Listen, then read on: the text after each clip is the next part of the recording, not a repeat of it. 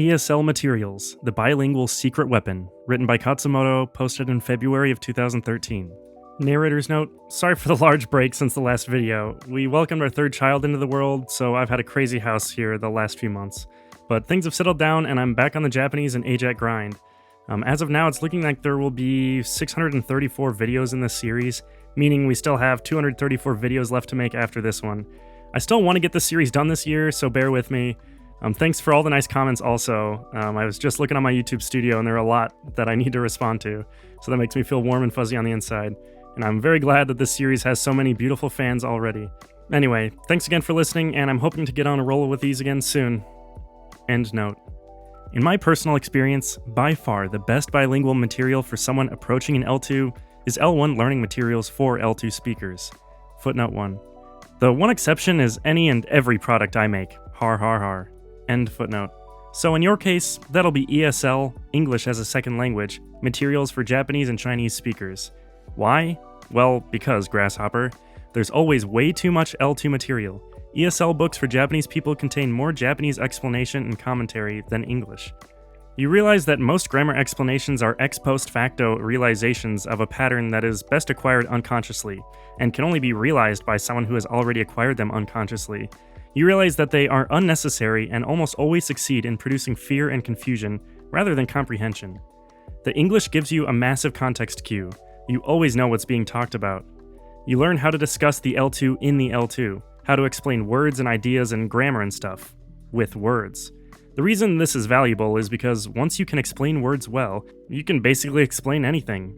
Ever notice how accomplished linguists like Stevie Pinker and Noam van den Chomsky range so far outside of linguistics? Yeah, that's why. The L2, Japanese or Chinese, is almost always very natural, real, uncondescending, fun bun for native by native. Sometimes there's translatees, Japanese as it sounds translated from English, but this is, relatively rare and not to be feared too badly. It's a major confidence boost to realize that Japanese and Chinese L1 speakers are as depressed, browbeaten, neurotic, erratic, and generally sad about their English as you are about your Chinese or Japanese or whatever. And you already know English, so you must be awesome in some way.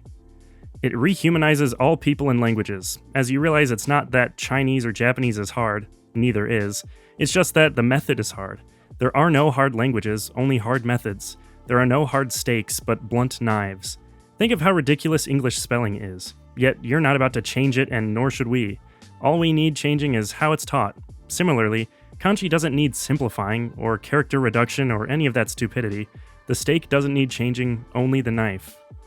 If it doesn't suck, i.e. isn't a school textbook, it'll often cover very real, idiomatic, English-specific phrases and ideas that you're gonna want to know how to express in the L2 anyhow. Conversely, if it does suck, it'll show you just how bad textbooks are and how stilted and unnatural and anachronistic the things they have you learn are. People new to Japanese always think I'm exaggerating about how much JSL textbooks suck until I show them an ESL textbook. If you want to know how bad the Japanese in a typical JSL textbook is, just look at the English in an ESL textbook. To be fair, not all ESL books that suck are textbooks, but most ESL textbooks, most language textbooks, do suck. I could draw you a Venn diagram, but then I'd have to upload it, and that would be work, and we can't have that. I think it's against my religion. Footnote 2. Just checked, it's official. Hard work is against my religion, smiley face. What religion is that, cats? I'd tell you, but I can't be bothered. It sounds to me that you are just making it up. Oh yeah, of course, because all other ones weren't made up either. Oh, zing. Wonders will never cease. Sarcasm on the internet, cats. By Jupiter, your courage knows no bounds. By Jupiter? What? Have you been watching Rome again? What is this, Asterix? I put my Asterix into your mom last night. Yeah, she said it was soft and floppy, like a French comic book. Whoa! End footnote. Finally, here are some links to the ESL material in question.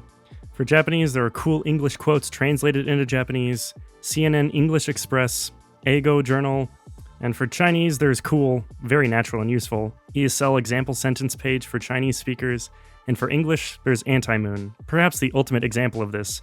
Anti-Moon is all technique, of course, but still. Warning, disrecommendations. Now that I've shared some places to go, here are some places not to go. One bilingual source that native Japanese speakers tell me doesn't always have good or natural Japanese examples is Space Alk or Arukut. Also, I noticed that a lot, though by no means all, just a lot, of the bilingual examples at the GOOOOOO dictionary are Englishese/translatese, English-style Japanese, in that they use too many personal pronouns, far more than is natural in normal Japanese. Tip of the hat to J. Rubin and his zero pronoun explanation theory of the Japanese language. In English, pronouns replace nouns. In Japanese, saying nothing, a total blank, the zero pronoun, replaces pronouns which replace nouns. Just like too many nouns sound dumb in English, too many pronouns sound silly in Japanese. If you don't want to throw out the baby with the bathwater, and there is plenty of baby at GOOOOOO, just ignore any and all GOOOOOO dictionary examples that contain a personal pronoun. Kare, kanojo, watashi, etc., and you should be fine.